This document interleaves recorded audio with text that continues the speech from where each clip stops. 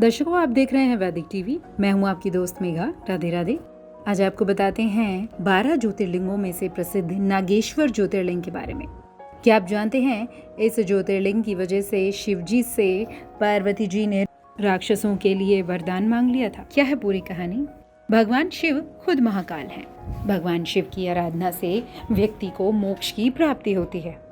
भगवान शिव पृथ्वी पर ज्योतिर्लिंग स्वरूप में विद्यमान है और देश भर में लाखों शिवलिंग हैं, लेकिन 12 शिवलिंग ही हैं जिनका महत्वपूर्ण स्थान है।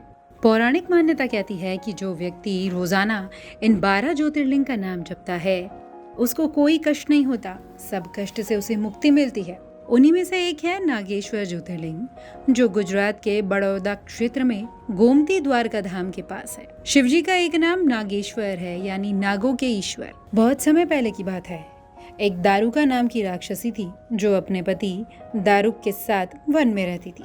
दारुका माँ पार्वती की अनन्य भक्त थी। उसने पार्वती माँ से आशीर्वाद लिया था कि वो वन को लेकर कहीं भी जा सकती है। राक्षसी प्रवृत्ति होने के कारण पति और पत्नी वन में उत्पात मचाते थे। इससे परेशान होकर सभी साधु संत महर्षि औरव की शरण में आ गए। समस्या जानकर महर्षि औरव ने राक्षसों को श्राप दिया, जिसके हिसाब से अगर राक्षस मानव जाति को पृथ्वी पर कष्ट पहुंचाते हैं, उनके यज्ञ को रोकते हैं, तो वो खुद ही नष्ट हो जाएंगे। जब देवताओं को इस बात का पता चला तो उन्होंने राक्षसों पर आक्रमण कर दिया। सभी राक्षस मुश्किल में पड़ गए, क्योंकि अगर वो पृथ्वी पर युद्ध करते हैं तो वो खुद ही नष्ट हो जाएंगे। दूसरी तरफ युद्ध ना करने की स्थिति में परास्त होकर भी वो मौत को ही प्राप्त होंगे।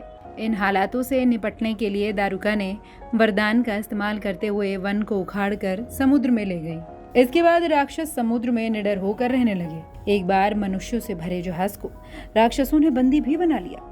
इसी जहाज पर सुप्रिय नाम के एक शिव भक्त थे। सभी को कारागार में डाल दिया गया। सुप्रिय कारागार में रहकर भी शिव पूजन करते। जब दारुक राक्षस को इस बात का पता चला, उसने सुप्रिय को मारना चाहा। उन्होंने भगवान शिव का आवाहन किया। भक्त की पुकार सुनकर भगवान शंकर वहां प्रकट हो गए। उन्होंने दारुक समेत सभी राक्षसों को नष्ट कर दिया, जिसके बाद भगवान शिव ने वरदान दिया कि सभी लोग अपने धर्म का पालन कर सकते हैं। किसी राक्षस का यहाँ कोई स्थान नहीं है।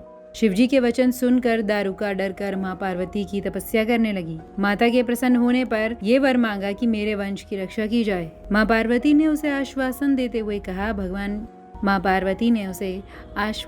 हुए भगवान शंकर से कहा, आपका वचन सर्वदा सत्य है, परंतु ये राक्षस पत्नियां जिनके पुत्रों को जन्म देंगी वो सब इस वन में रह सकते हैं। माता के इस वचन को सुनकर भगवान भोलेनाथ ने तथास्तु कह दिया और उन्होंने ये भी कहा कि मैं अपने भक्तों की रक्षा करने के लिए लिंग के रूप में इसी मंदिर में रहूंगा। इस प्रकार नागेश्वर ज्योतिर्लिंग की स्थापना हो गई। भगवान शिव शंकर खुद नागेश्वर तथा देवी पार्वती नागेश्वरी के रूप में यहाँ पर विराजित हैं। आपको ये जानकारी कैसी लगी हमें कमेंट बॉक्स में ज़रूर बताएं, और आप क्या इससे जुड़ी कोई दूसरी कथा जानते हैं तो वो भी आप हमें कमेंट बॉक्स में बता सकते हैं। अभी के लिए वैदिक टीवी में इतना ही। राधे राधे।